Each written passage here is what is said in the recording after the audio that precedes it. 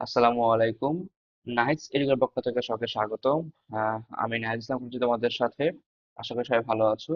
আজকে আমরা physics chapter 2 এর লেকচার 3 অর্থাৎ আরো কিছু ম্যাথমেটিক্যাল প্রবলেম সলভ করব। আহ, তো চলো শুরু করি।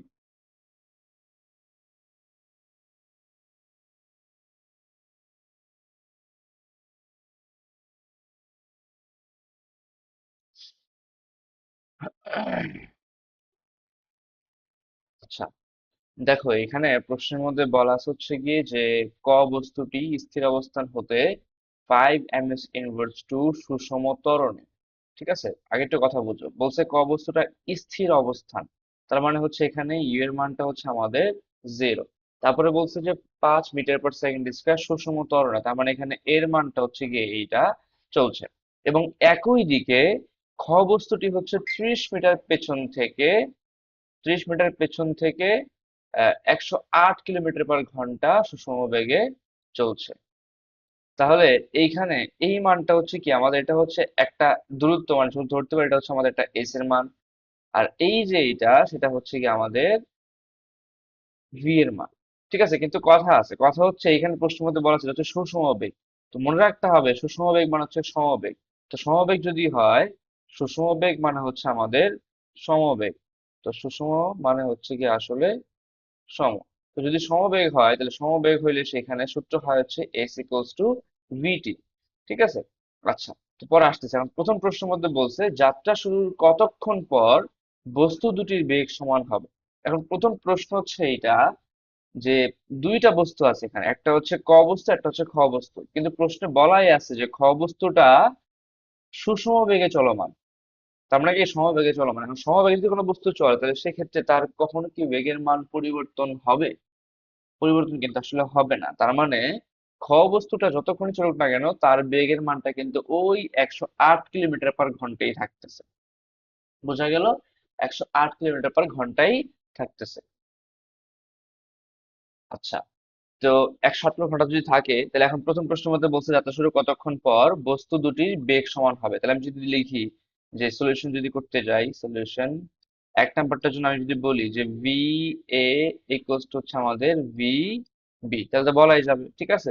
এখন আমি ধরতেছি হচ্ছে গিয়ে এ হচ্ছে আমাদের ক এখানে, এ হচ্ছে আমাদের ক, আর বি হচ্ছে আমাদের খ। তাইলে প্রথম বস্তুর যেটা ক বস্তুর জন্য সূত্র হবে কি? সূত্র হবে V equals to U plus at. এখানে তো টাইম বলা আছে, হ্যাঁ, V equals to U plus at, তাহলে লিখবো হচ্ছে ইউ প্লাস এ টি। আর ভিভির জন্য আমরা লিখবো কত?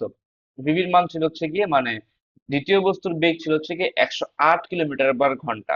তা আমি যদি এই মানটাকে কনভার্ট করে নিই, 108 কিলোমিটার পার ঘন্টা ছিল, এটাকে 3.6 দিয়ে ভাগ দিলে তখন হচ্ছে কি মিটার পার সেকেন্ডে কনভার্ট হয়ে যাবে। তো করলে কত আসে দেখি? 30। তাহলে এখানে আসবে হচ্ছে গিয়ে 30 মিটার পার সেকেন্ড। তার মানে কি হইলো যে এই মানটা তখন হইতে হবে কত? 30 মিটার পার সেকেন্ড হইতে হবে। তাহলে এখন আদিবেগ কত? আদিবেগ শূন্য। কেন? কারণ বলা আছে স্থির অবস্থা, তাহলে আদিবেগ কত হবে? শূন্য হবে। প্লাস এর মান হচ্ছে এখানে 5, আমি টাইম বের করতে চাই, সমান হইতে হবে হচ্ছে 30। তাহলে টি এর মান কত হবে? আসলে টি এর মান হয়ে যাবে হচ্ছে গিয়ে 30 বাই হচ্ছে গিয়ে 5, তাহলে করলে আসে 6। তার মানে 6 সেকেন্ড পর আসলে বস্তু দুটির বেগ আসলে কি হবে? সমান হবে। একদম সিম্পল ম্যাথ ছিল। আসলে সবাই নর্মালি বুঝে গেছে। এখানে এখানে ইউ হচ্ছে আমাদের 0 মিটার পার সেকেন্ড, এর মান হচ্ছে দেওয়া ছিল 5 মিটার পার সেকেন্ড স্কোয়ার, এগুলো লেখাই আছে। টাইম আমি বের করতে চাই, টাইম দেওয়া ছিল না। আর ভি এর মানটা হবে হচ্ছে গিয়ে 30 মিটার পার সেকেন্ড। কেন? কারণ দ্বিতীয় বস্তু সমবেগে থাকার কারণে তার বেগের মান পরিবর্তন হয় না, বিধায় তার বেগের মান যা ছিল প্রথম বস্তু অর্থাৎ ক বস্তুকেই সেই বেগ অর্জন করতে হবে এই প্রশ্ন সলভ করতে হলে। বোঝা গেল? তাহলে এই হচ্ছে আমাদের 1 নাম্বার। চলো দ্বিতীয় প্রশ্নটা হচ্ছে করতে থাকি এবার। প্রশ্নের মধ্যে বলছিল হচ্ছে যাত্রা পথে বস্তু দুটি একাধিকবার মিলিত হবে কিনা। এখন চিত্রটা যদি একটু ভালো মতো আঁকি। প্রশ্নের মধ্যে বলছিল কি, আরেকবার পড়ে দেখি। প্রশ্নের মধ্যে বলছিল যে ক বস্তুটা স্থির অবস্থান থেকে 5 মিটার পার সেকেন্ড স্কোয়ার সুষম ত্বরণে চলছে। তাহলে ধরে নিলাম যে এইটা হচ্ছে আমাদের ক বস্তু। ঠিক আছে, এ হয়তো এখান থেকে এদিকে চলতেছে। এবার বলছে যে খ হচ্ছে কি 30 মিটার পেছন থেকে, তাহলে ধরলাম যে খ হচ্ছে এখন এইখানে আছে, ধরলাম এটা হচ্ছে খ, সেই জায়গা থেকে এতটুকু দূরে আছে মানে কত 30 মিটার দূরে আছে। এটা হচ্ছে খ এর জন্য। তাহলে এই হচ্ছে আমাদের খ। আচ্ছা এখন প্রশ্নের মধ্যে বলছে যে প্রথম বস্তু মানে ক বস্তুর জন্য বেগ ছিল কত, ক বস্তুর জন্য যে আমাদের বেগ সেই বেগের মানটা হচ্ছে মানে ইউ হচ্ছে এখানে 0, আর এর মানটা হচ্ছে এখানে 5 মিটার পার সেকেন্ড স্কোয়ার, আর এটা হচ্ছে মিটার পার সেকেন্ড। আচ্ছা, আর দ্বিতীয় প্রশ্নে বলা আছে যে এটার বেগের মানটা হচ্ছে গিয়ে 108, তো ওটা কনভার্ট প্লাস হচ্ছে 30 মিটার পার সেকেন্ড। একটু কথা দেখে আসছি, লিখে দিলাম। আচ্ছা ঠিক আছে। এখন প্রশ্নের মধ্যে বলছে যাত্রা পথে বস্তু দুটি একাধিকবার মিলিত হবে কিনা, মানে কি কথা হচ্ছে যে প্রথম বস্তু আর দ্বিতীয় বস্তুর মধ্যে এমন হতেই পারে যে দ্বিতীয় বস্তুর ভেলোসিটি যেহেতু বেশি ছিল, সে হয়তো বা এই বস্তুটাকে একবার ওভারটেক করতে চায় বা যখন মিলিত হয়।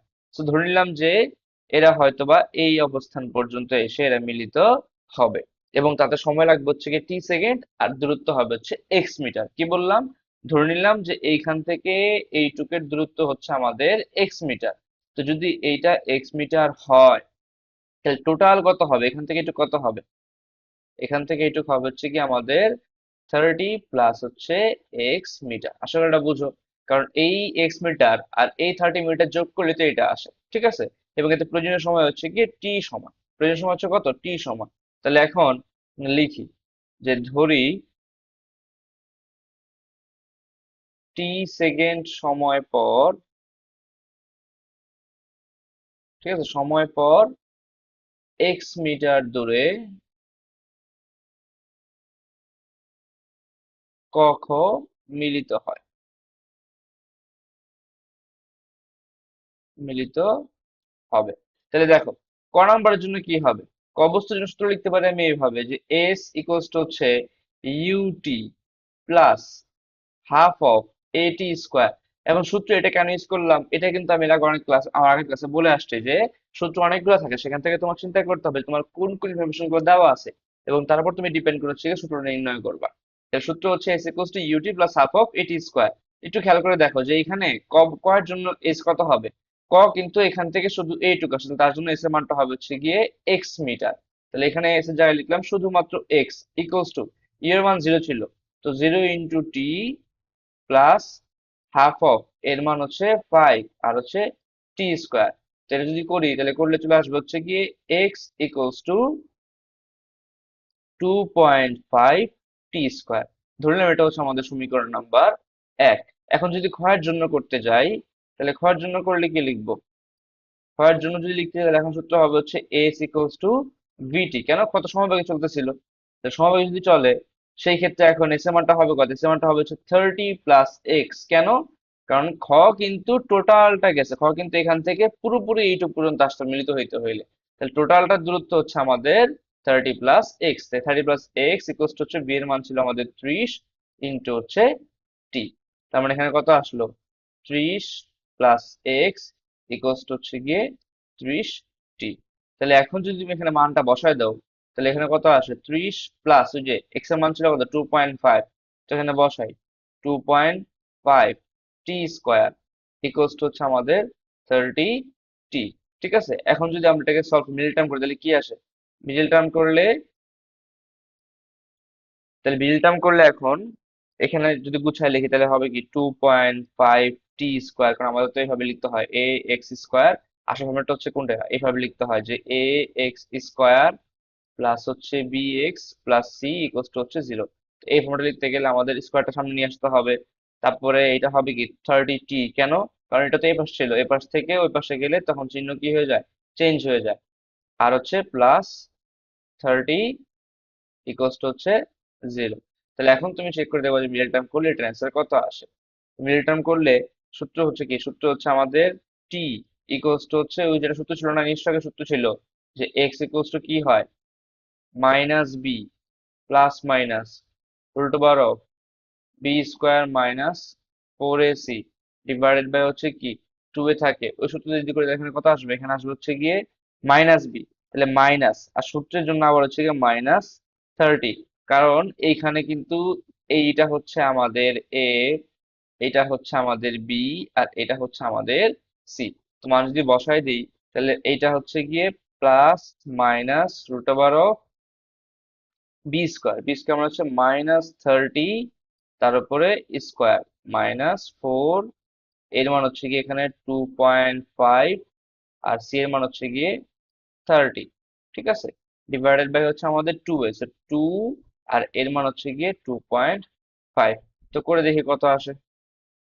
তো এটাকে করলে অ্যান্সার হচ্ছে দুইটা, একটা হচ্ছে 10.89, আর একটা হচ্ছে আমাদের 1.10। তাহলে 10.89, 1.10, দুইটা মানে কি পজিটিভ মান আসছে। যদি দুইটা মান যদি পজিটিভ হয় তাহলে সেই ক্ষেত্রে দুইটা মানে গ্রহণযোগ্য হবে, অর্থাৎ বস্তু একাধিকবার মিলিত হবে। এবং প্রথমটা হচ্ছে গিয়ে 1.1 সেকেন্ড পর, আর একটা হচ্ছে 10.89 বা 10.90 সেকেন্ড পর। আই হোপ সবাই বুঝছো। না বুঝলে আবার কি কথা, যে ভিডিওটা আরেকবার দেখবা, আশা করি বুঝবে। এবং এটা কিন্তু হচ্ছে 5 স্টার টাইপের ম্যাথ, ঠিক আছে, এটা বেশ ইম্পর্টেন্ট। এটা হচ্ছে 5 স্টার দিয়ে রাখো, এটা বেশ ইম্পর্টেন্ট, পরীক্ষার চান্স অনেক বেশি। তো চলো পরের ম্যাথে যাই। পরের ম্যাথে বলছে হচ্ছে যে একজন ব্যাটসম্যান একটি ক্রিকেট বলকে আঘাত করায় বলটি ভূপৃষ্ঠে বাধা পেয়ে 90 কিলোমিটার/ঘন্টা বেগে উপরে উঠে গেল। একজন ফিল্ডার পড়ন্ত বলটিকে ধরার জন্য 5 সেকেন্ড দৌড়ালো, ফিল্ডার বলটি ধরতে পারবে কিনা। তো ব্যাপারটা কিন্তু এরকম একটা, মানে সে বলছে ভূপৃষ্ঠে বাধা পেয়ে, তাহলে ধরে নিলাম যেটা হচ্ছে আমাদের ভূমি ছিল, বলটা এখান থেকে বাধাপ্রাপ্ত হয়ে উপরের দিকে উঠে যায়, ঠিক না? এখন বলটা উপরের দিকে উঠলে কি হবে? বল ধরে নিলাম যে বল সর্বোচ্চ এইখান থেকে এইটুকু উঠছে, উঠে আবার সে ভূমিতে ফিরে আসবে, তাই তো হবে বেসিক্যালি। তাহলে কথা হচ্ছে এই যে বলটা যে ভূমি থেকে উপরের দিকে উঠলো এবং সে যে উপরে উঠে পুনরায় ভূমিতে ফিরে আসবে, ধরে নিলাম যে কথা কথা সেখানে তার সময় লাগবে হচ্ছে 4 সেকেন্ড, ধরে নিলাম 4 সেকেন্ড সময় লাগে। আর এই ব্যক্তি হচ্ছে, এই ফিল্ডার হচ্ছে পরন্ত বল থেকে ধরার জন্য 5 সেকেন্ড দৌড়াইছে। তার মানে ধরলাম যে ব্যক্তিটা হয়তো বা এখানে ছিল, সেই জায়গা থেকে এইটুকে আসতে সময় নেওয়া হচ্ছে গিয়ে 5 সেকেন্ড। তাহলে এখন কথা বলছো, বলটা আসতে সময় লাগে 4 সেকেন্ড, কিন্তু ব্যক্তির সময় লাগছে এখানে আসতে 5 সেকেন্ড, তাহলে ব্যক্তি পরে আসছে, স্বাভাবিক বিষয়। তাহলে যদি ব্যক্তি পরে আসে, ফিল্ডার যদি পরে আসে, সেক্ষেত্রে বল তো মাটিতে পড়েই গেল, তাহলে তো কিন্তু আর ক্যাচ ধরতে পারলো না। ঠিক আছে, এখানে বল ধরতে পারবো বলতে বুঝেছে আসলে যে ক্যাচ ধরতে পারবে কিনা সেইটা। তাহলে এভাবে আমাদের আসলে ম্যাথটা করতে হবে। তাহলে কি করব, আগে চেক করে দেখতে হবে যে এই বলটা আসলে ভূমিতে, মানে ভূমি থেকে সর্বোচ্চ উচ্চতায় উঠে পুনরায় ভূমিতে ফিরে আসতে কত সময় নেয়। যদি সেই সময়টা ফিল্ডারের আসতে যে সময় লাগবে তার চাইতে কম হয়, তাইলে বল ধরতে পারবে না। কিন্তু যদি বেশি হয়, তার মানে বলটা ফিল্ডার আসার পর পড়বে, তাই ফিল্ডার আসার পর বল পড়লে তো ফিল্ডার তাকায় তাকায় দেখবে না, ফিল্ডার তো ক্যাচ ধরেই ফেলবে। তো তখন বলবো যে হ্যাঁ ক্যাচ ধরতে পারবে, বল ধরতে পারবে, ঠিক আছে। তো চলো দেখি যে এই বলটা ভূমিতে ফিরে আসতে কত সময় নেবে, সেটা কিভাবে বের করব।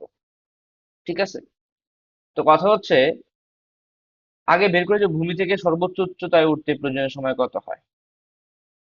ঠিক আছে,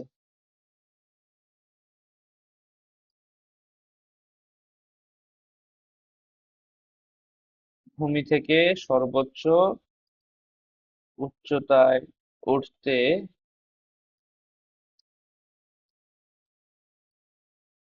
প্রয়োজনীয় সময় টি। ঠিক আছে, তাহলে এখন কিন্তু সূত্র লিখবো, সূত্র হচ্ছে ভি সমান ইউ প্লাস জিটি। কারণ ভূমি থেকে উপরের দিকে উঠলে টাইম থাকলে সূত্র লিখতে হয় ভি সমান ইউ প্লাস জিটি। এখন এখানে বেগের মান কত হবে? 0। কারণ হাইয়েস্ট পয়েন্টে, এই পয়েন্টে তার বেগ কত হবে? 0 হবে।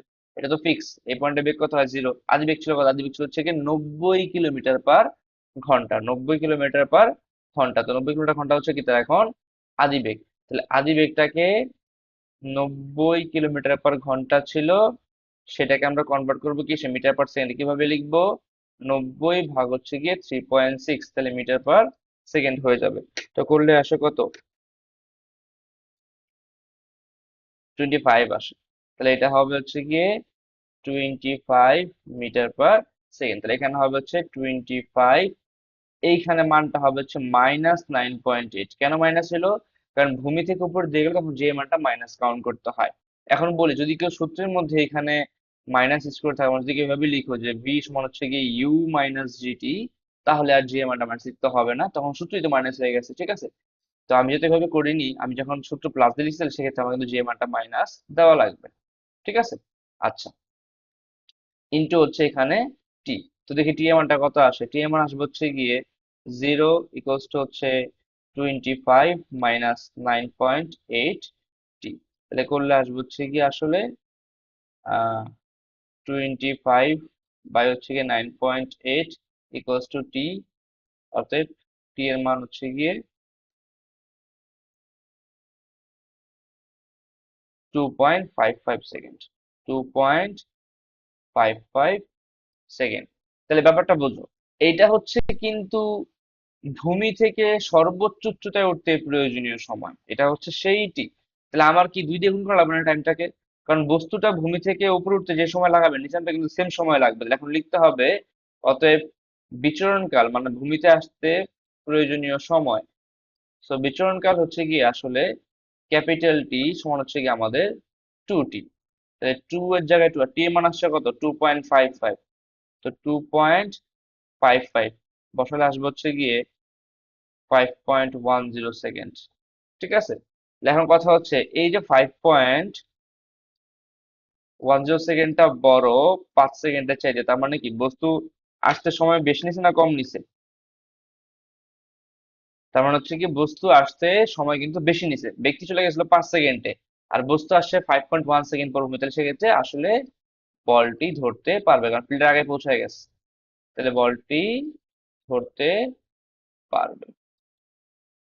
আশা করি বুঝছো সবাই। ঠিক আছে, আচ্ছা তো পরে ম্যাথে যাই। প্রশ্নের মধ্যে বলছে যে 200 গ্রাম ভরের একটা বস্তু মানে একটা ক্রিকেট বলকে 40 মিটার/সেকেন্ড বেগে খাড়ার উপরের দিকে নিক্ষেপ করা হলো। ঠিক ওই মুহূর্তে 2 কেজি ভরের উপর একটা বস্তুকে 150 মিটার উঁচু স্থান থেকে ফেলে দেওয়া হলো। ঠিক আছে, তাহলে কথা হচ্ছে প্রথম কথা বলছে যে বলটির বিচরণকাল। বিচরণকাল মানে কিছু বললাম, বিচরণকালের সূত্র হচ্ছে কি আসলে টি ইকুয়ালস টু হচ্ছে 2t। তাহলে এটা অনায়াসে করে ফেলতে পারবো, মাত্র করে দিয়ে আসছি, এটা আমি আর করতেছি না, এটা ট্রাই করে নিলেই হবে।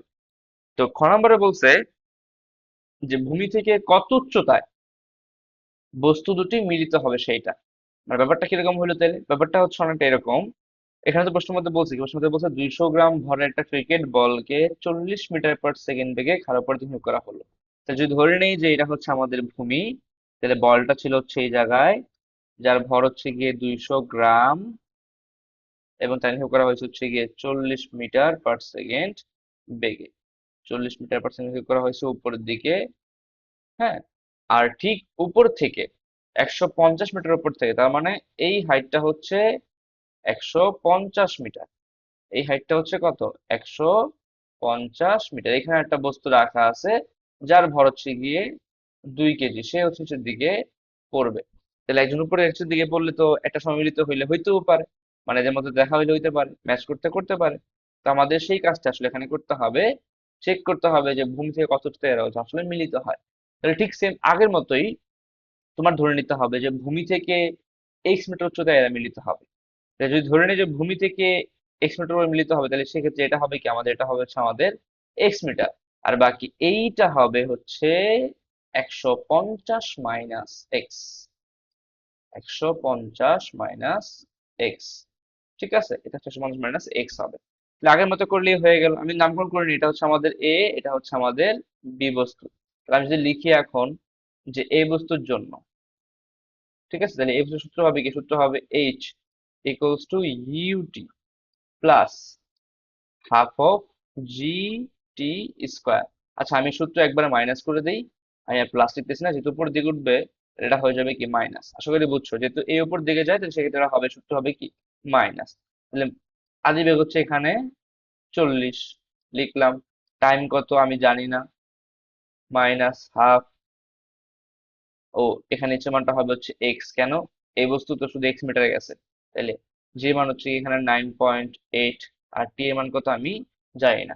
তো এটাকে যদি করি তাহলে মান আসবে হচ্ছে x equals to 40t minus 4.9 T square. এটা হচ্ছে সমীকরণ নাম্বার 1। এখন যদি বিবেচনা করতে যাই তাহলে কত আসবে?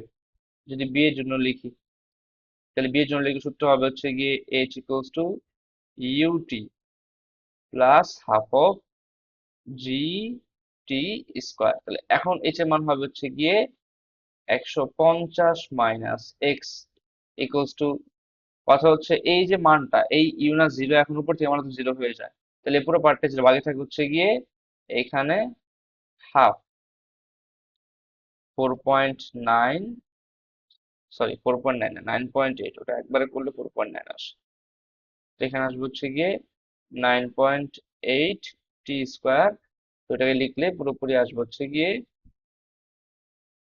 150 মাইনাস এক্স ইকুয়ালস টু হচ্ছে 4.90 স্কোয়ার। এটা সমীকরণ নাম্বার হচ্ছে আমাদের 2। তাহলে এখন আমি যদি সমীকরণ 1 আর 2 সলভ করি তাহলে কি পাবো? সমীকরণ 1 আর 2 যোগ করলেই হয়। যোগ করলে দেখো, যোগ করলে তো চিহ্ন সেম আর থাকবে, চিহ্ন তো চেঞ্জ করতে হয় না। তাহলে এই এক্স কাটা, এই 4.9 এই 4.90 কাটা, তাহলে বাকি থাকে হচ্ছে এখানে 150 ইকুয়ালস টু এখানে বাকি থাকবে হচ্ছে গিয়ে 40 টি। তার মানে 150 ভাগ 40 করলে আমি এখানে টি এর মান পেয়ে যাব, এবং সেই টি এর মান আসবে হচ্ছে গিয়ে 150 ভাগ যদি 40, তাহলে আসে হচ্ছে এখানে 3.75। তার মানে টি এর মানটা হবে হচ্ছে 3.75 সেকেন্ড। তার মানে বস্তুটা হচ্ছে 3.75 সেকেন্ড পর মিলিত হয়, কিন্তু কত উচ্চতার সাথে বের করতে পারি নাই। ঠিক আছে, ভূমি থেকে কত উচ্চতায় বস্তু দুটি মিলিত হবে সেটা বের করতে বলছে। তো এখন কত উচ্চতা মানে কি, এক্স বের করতে হবে। তাহলে 1 নম্বর সমীকরণে মান বসাই দিই। তাহলে 1 নম্বর সমীকরণটাতে কি পাইলাম, যে এক্স এর মান মানে এক্স ইকুয়ালস টু হচ্ছে গিয়ে 40 ইন্টু হচ্ছে টাইম 3.75 মাইনাস 4.9 3.75 স্কোয়ার। তো করে দেখি কত আসলে, কত আসবে, তো অ্যান্সার হবে। তাহলে 40 ইন্টু 3.75 মাইনাস 4.9 ইন্টু হচ্ছে 3.75 স্কোয়ার। তো করলে আসে এখানে 81.09 মিটার। তার মানে ভূমি থেকে এত মিটার উচ্চতায় হচ্ছে কি আসলে বস্তুদ্বয় মিলিত হবে। আশা করি সবাই বুঝছো, ম্যাথ কিন্তু আসলে সোজাই। আহ একবার নিজে চিন্তা করে ঠান্ডার মাথায় এমনিতেই অটোমেটিক পারা যায়, এগুলো আসলে চিন্তা করার কিছু নাই, দেখলেই হয়ে যাবে। তো চলো পরের ম্যাথ দেখি। ও আচ্ছা, ওইটাই আগের ম্যাথটাই যদি পেজ লাগে তখন হচ্ছে এখানে আমরা আসতে হইতো আর কি। তো এটা তো হয়ে গেছে। এখন হচ্ছে গ্রাফের ম্যাথ। ঠিক আছে, তো এই যে গ্রাফ, এই গ্রাফের আসলে দুইটা ম্যাথ আছে। তো আমরা গ্রাফের ম্যাথটা পরের দিন করবো, এটাই ভালো। তাহলে গ্রাফের ঝামেলা একসাথে শেষ হয়ে যায়। তো আজকের লেকচারটা এই পর্যন্তই। সবাই ভালো থাকো, সুস্থ থাকো। আল্লাহ হাফেজ।